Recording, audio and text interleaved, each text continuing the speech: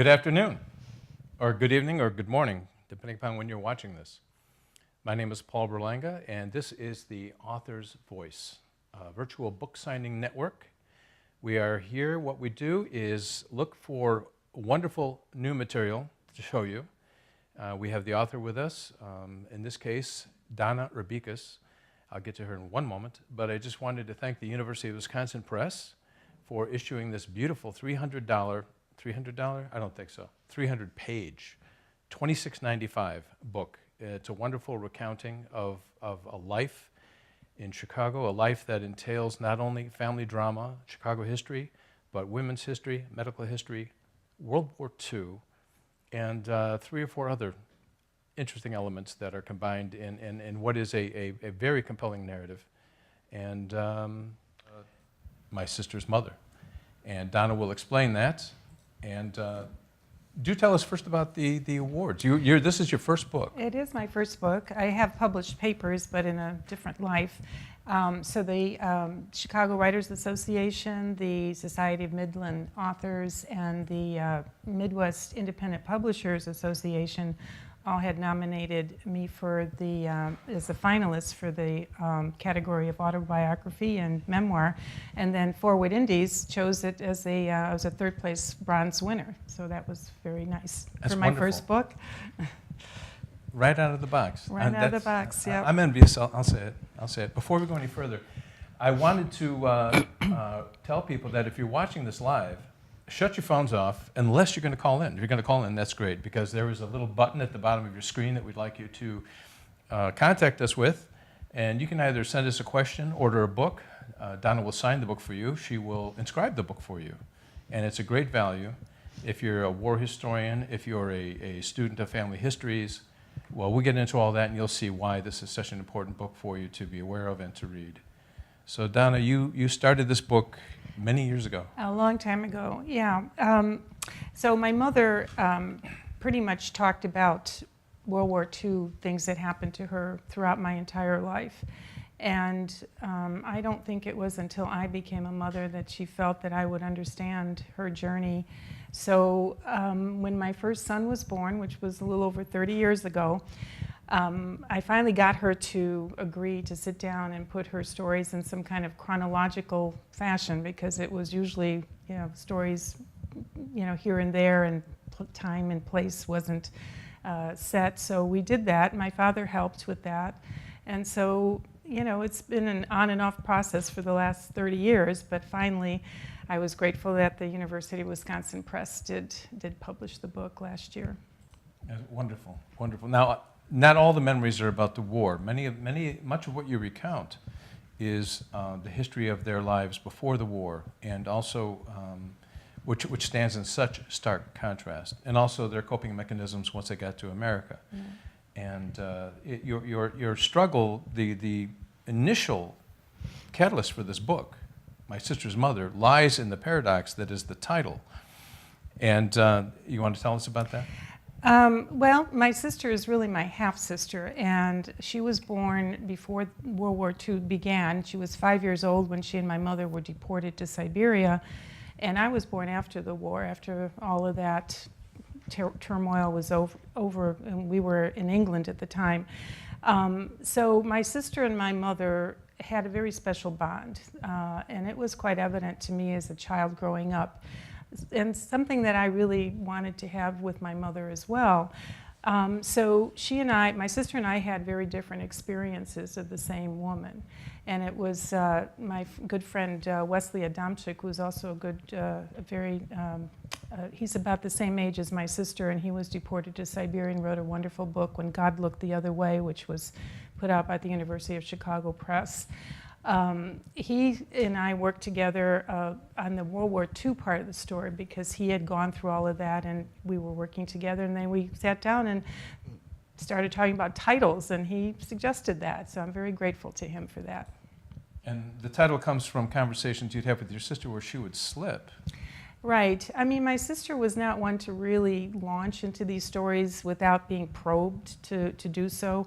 But she would talk about our mother as if it were just her mother. So it kind of took me out of the picture, and I was like, wait, we're talking about our mother, aren't we, kind of thing. So it was a very different experience that she had with our mother than one that I had.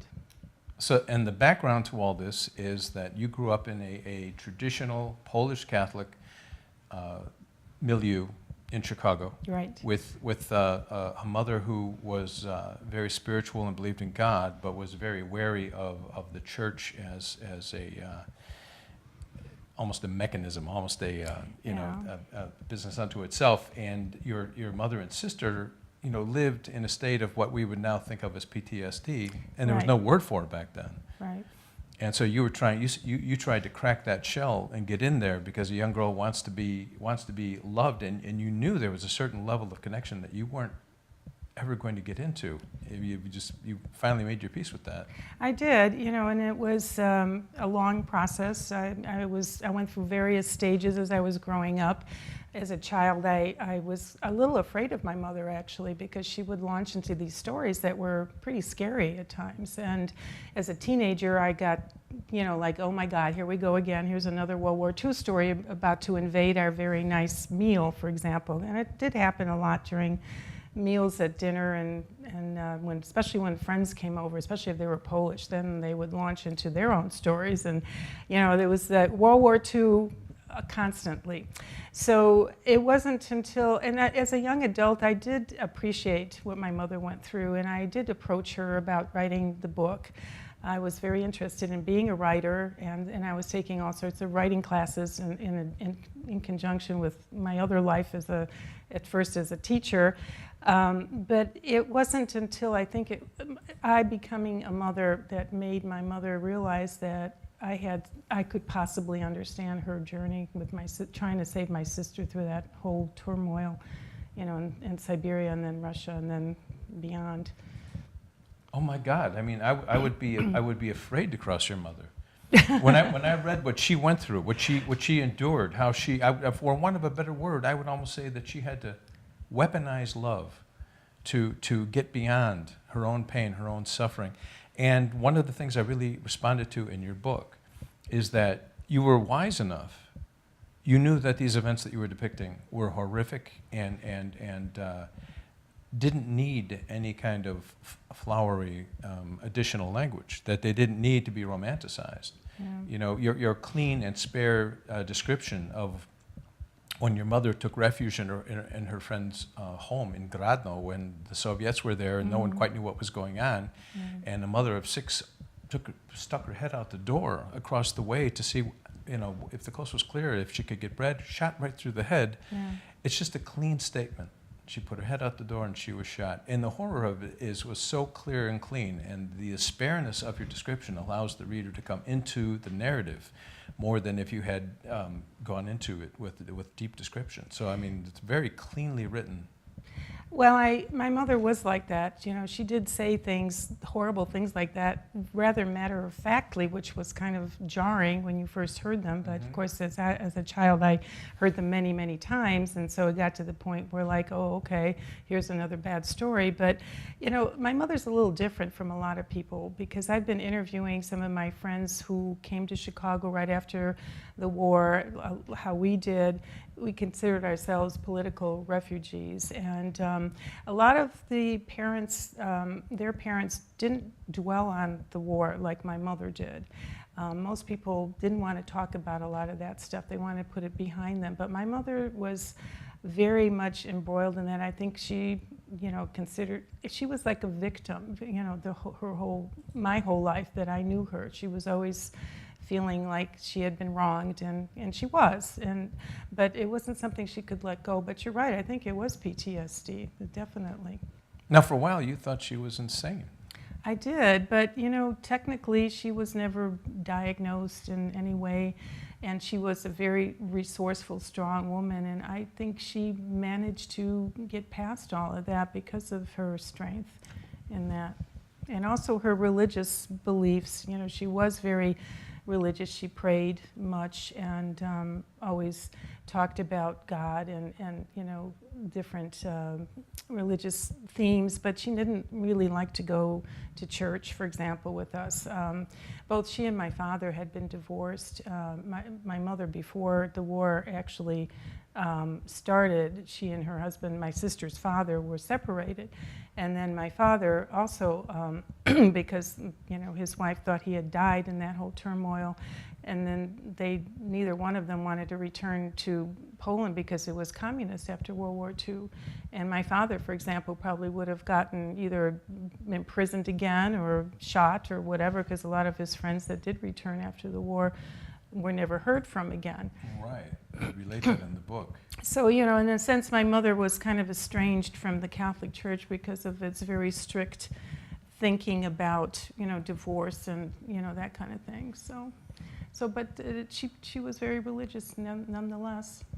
So in the book, we bounced back and forth, and I was relieved that we did, because the intensity of your spare prose about the war experiences were such that I welcomed the alternate interplay of life in Chicago as a teenager, and how you were also going through your own gauntlet of experience by trying to put together a sensibility that encompassed your mother's experience and your own, and the culture clashes with being a young American teenager and wanting to be just carefree, and you actually at one time you tried out and won an invitation to join a baton twirling. Yeah, it was. It was called the Majorettes in my high school, and I was very happy that I got to the finals. But my father was, no way, are you going to be missing our vacations in Wisconsin to the farm, or missing out on the Polish Girl Scout camp that I had to go to every year. Plus it was Saturdays I would go to Polish school and Polish Girl Scouts, and so I would have to miss that, and that was, they were very adamant about, learning the Polish history and keeping up with the language and everything like that. Well, I think it's all enriched you for that. Yeah.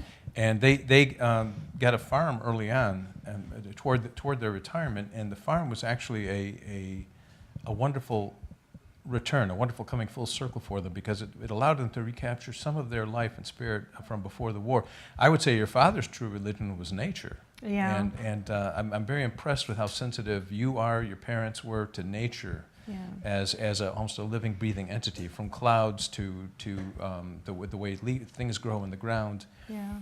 And I think most Americans these days grow up without any real sensitivity to reading the clues that are out there. Whereas between your father's love of nature and his love of horses and his love of growing things, it was a wonderful thing to feel for them, that they had such a refuge in their hearts that allowed them to come back from those experiences and lead a somewhat normal life. Yeah, I mean, Wisconsin is very much like Poland in many ways. I mean, the topography, the weather, and actually has the largest Polish-American population of all the states. And my parents bought this farm thinking that they would eventually retire there, because it was a connection with Poland, and that's why I write about their story there, because my father was a forestry engineer. He had been working on the estate of a count that he was managing the estate for him, and my mother was on a farm. She had inherited the farm from her brother, who had gotten it as a reward for fighting in the First World War. And actually that was her demise, because she was a landowner, so that was not liked by the Soviets. And so, so she was very much of the earth, and so was my father. And it was a great time for them to find some peace finally, when they moved to the farm. I just want to get back to this one point about your mother and the idea of her PTSD, and sadly your sister suffers also from some version of that. This is a woman who had gun barrels put in her chest, who was threatened with rape, roughhoused. This is a woman who, after spending a full day, 9 hours, chopping white birch, which, by the way, white birch on the scale of 1 to 5 has a hardness factor of 4. So after a day of that, with a 10-pound axe and a woman's frame. And she had to do that job because there was no husband there to do that job for her in the camp. She was the only man out there chopping hard white birch in the forest. After a day of that, she would take a breather, and then she would walk miles in the nighttime to a farmer's yard where she would dig potatoes for hours to supplement your food, her food with your sister. Well, she was so-called paid for this hard labor that she was sentenced to do for 10 years, enough to buy maybe a pound and a half of bread per day. So any additional food, she had to find a way to either go work by digging potatoes or picking berries and trying to sell them at the local village, or trading in some of her clothing in some way to get this additional food. So it was constant struggle to get enough nutrition, and she was most concerned about my sister because at one point my sister was starting to show signs of jaundice, and she was also getting ill because the conditions there were very cold and harsh, and it was an environment that malnutrition. I mean, my sister was 5 years old. They were there till she was 7, so that was a very formative time for a child. Hard to believe how they survived. And in addition, your mother was almost slaughtered by a pack of wild dogs. And she lost toes during the war, or so. Right, her 2 small toes. She got frostbite to the point where eventually she had to have them removed. When she was in India, it didn't bother her so much, but when they got to England with the damp, cold weather, it was starting to bother her. So that's where she had them removed. Now that's a tease. People will have to get the book because we don't have enough time to talk about being in India, being in Tashkent, being in, oh my God, Kirkuk. But we do have a question, and question number 152 from Bill in Racine, Wisconsin. Thank you, Bill. Have the Polish Chicago neighborhoods you grew up in changed since you were young? Oh, yeah. Yeah, I actually have a talk I do called Poland in Chicago and Chicago in Poland, where I do talk about the changing Polish environment. So when I was growing up, most of the Polish people were in what they call the triangle between Milwaukee, Division, and Ashland. And everywhere you look, there were Polish stores of every kind, and the Polish Museum is there. It's still there, which is really worthwhile to go see. It's on Milwaukee and Augusta. There's one little restaurant that's still there, Podlahanka, which is one of my favorite, and it's a nice, very home I've been there. Cook style, great place to be.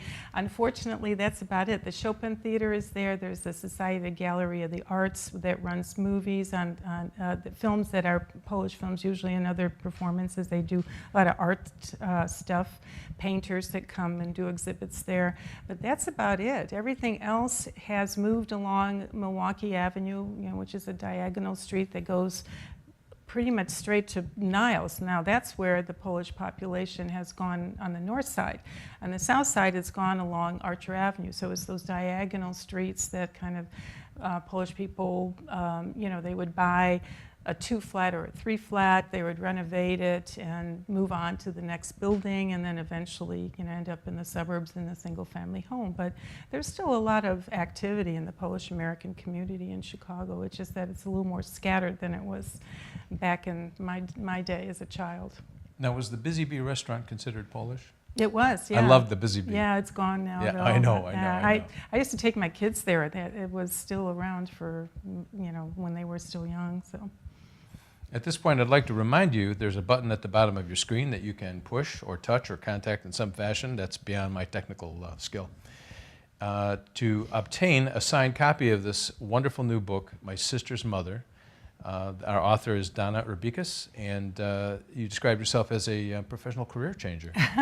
But you were a biology teacher, and you have also a love of nature. Farming and nature. Well, yeah. Then I was an environmental engineer for many years, and now I'm a realtor. Aside from trying to write books, so it's been quite a journey.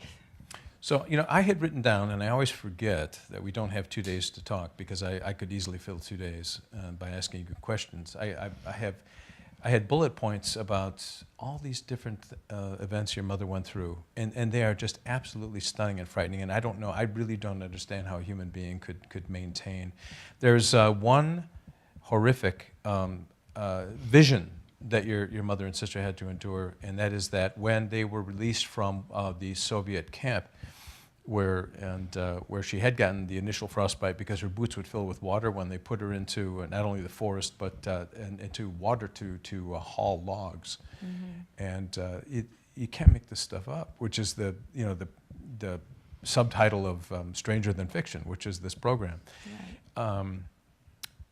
What she went through, I don't see how anyone could survive, and just in the trauma your sister went through, not having the adult wherewithal to at least respond, but was always the victim, always the receptor. The image that you write about, again, cleanly and terrifyingly, of the ferry that everyone's trying to get on, and there is a narrow gangplank, poorly made, and there's an old man so skinny. His wife had already died of starvation because she had hoarded her food rations for her children, and so there were 4 little children there. And 9-year-old daughter slipped off of the shifting gangplank and into the cold Baltic Sea. And the old man cried for someone to help his daughter. And there were hundreds of people on dock. And no one made a move. They were all so numb with their experiences. They were all so drained. As human beings, they were more like cattle. They not only didn't help, but they just stared. Yeah. And the father just sat down and cried on the gangplank. He was too weak and old himself to try to help her. That little girl surfaced a couple of times and then wound up adhering to the front of the boat as if something out of Edgar Allan Poe. And the boat was pushing her for 2 days before she was forever dislodged and disappeared.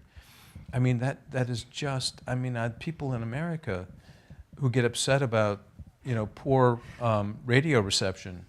I just wish that everyone read more, because they would realize that, put things in context. Yeah, that's a story that my sister, even today, it's a very painful story for her. It was the Volga River. The Volga River. And, this is kind of one reason I started writing the book in the first place, was to educate Americans in particular about what communism was all about. Because when I started writing, it was the mid-'80s, and Poland was under martial law. And the Solidarity movement was starting up, and they were trying to get rid of the communists in the government. And finally, it wasn't until 89, 90 when communism fell. And so people here especially did not really know that history. They didn't even know that Russia invaded Poland at the start of World War II. Everyone thinks of Germany and September 1st and the Holocaust, but the history isn't complete when you don't mention that Russia 2 weeks later invaded from the east, which is where my mother was with my sister, and and committed one of the great atrocities of the war that went unreported until the 70s and 80s. I was first aware of it when I was a bookseller. Came across a book called Night Never Ending. The Katyn Forest Massacre. Oh yeah, that's another one. and I think that was made into a film with Daniel Craig, or a version of it.